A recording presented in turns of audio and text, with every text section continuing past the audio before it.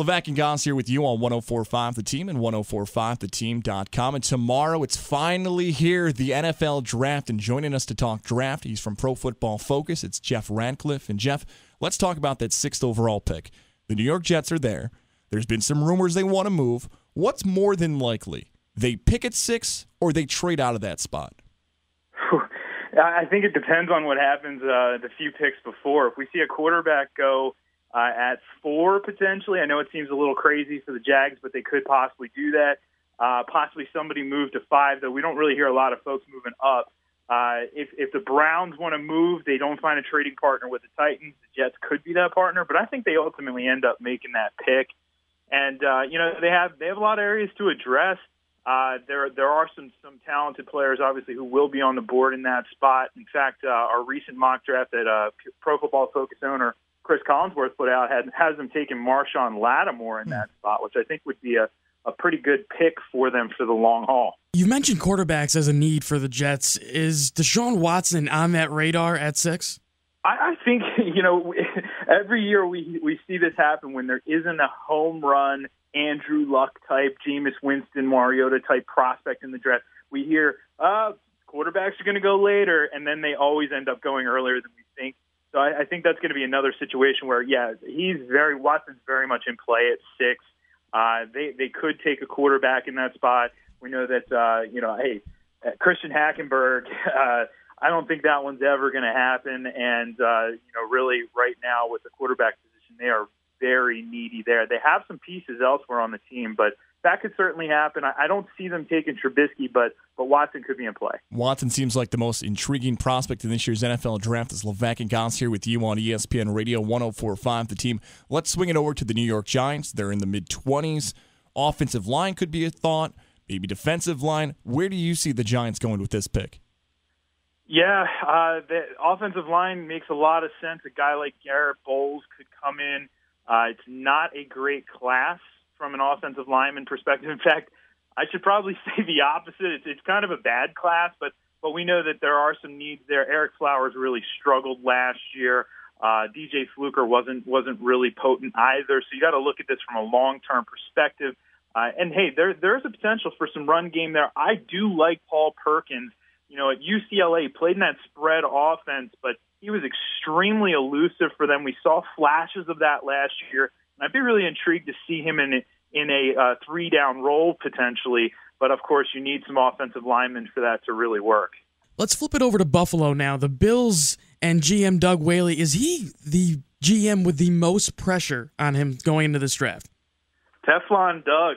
I don't know how he still has a job, first and foremost, with some of the picks that he sort of stuck his neck out on the line for. But yeah, this may be a critical year for him. It's always odd when you have a regime change at coach, but not a regime change at the general manager position. But still, we know here's another team with a ton of talent. We talk about offensive line. This was one of the better run-blocking offensive lines in the NFL. They created more yards before contact than any other line in the league. So you want to know why McCoy had such a good year, why Mike Gillislee ran really well. That's a big part of it. But they do have some holes to address. Tyrod Taylor is not going to be their long-term answer, so we've seen them potentially linked to a quarterback as well. There's some talk that maybe you pair up Sammy Watkins, if he can stay healthy, with another dynamic young receiver like John Ross potentially. So there are a number of directions they can go in. The nice thing is there are some skill position players that they could potentially hang their hat on if they decide to go that route. They could also go a different route and potentially address the defensive side of the ball.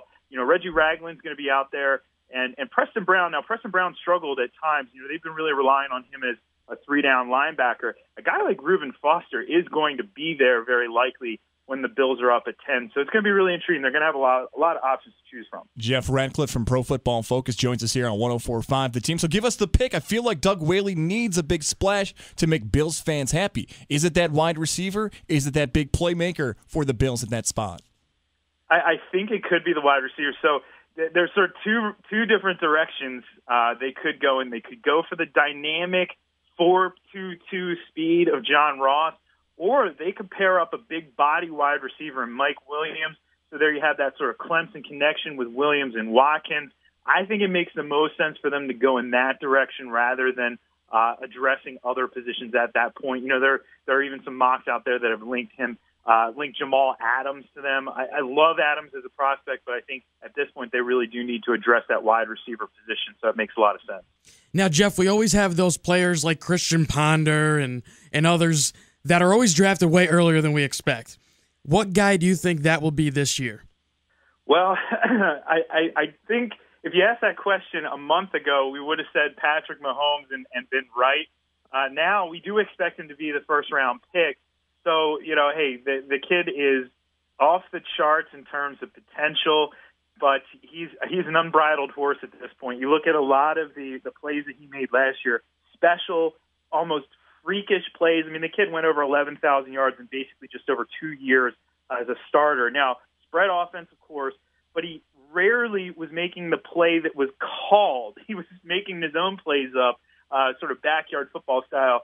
So it is sort of surprising that he has risen up. I wouldn't say it's a surprise per se that he actually is picked in that first round. I would be surprised if we see some of these cornerbacks sneak up into the first round. Quincy Wilson and Teez Tabor from Florida, if they snuck up into the first round, it'd be a bit of a surprise, but it is a really good cornerback class.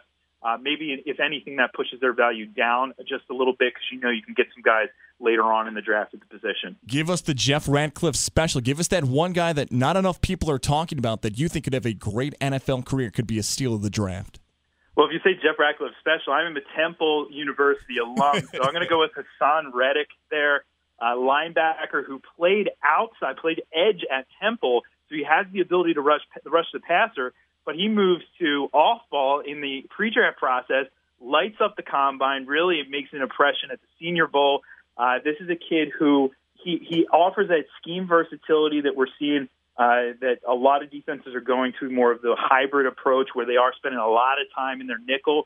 Reddick is a kid, I wouldn't be surprised if he creeps up into the top 10. I think he's a top 15 pick at this point, but if we heard it, top 10 pick, would not surprise me in the least, and I think he's going to have a very nice career as a pro, and that's not just me as a homer saying that. Don't forget, right here on 104.5, the team, it's the DC's Pizza Draft Room. We got pizza, we got wings, we got all the good food here from the Capital Region. But, Jeff, what do you do on draft day? Do you get to enjoy it, or are you working like a mad dog throughout the night? All 3 days of the draft, covering it live with live analysis as the picks are coming off the board. So I'll be down there in Philly. I'm in Philly right now.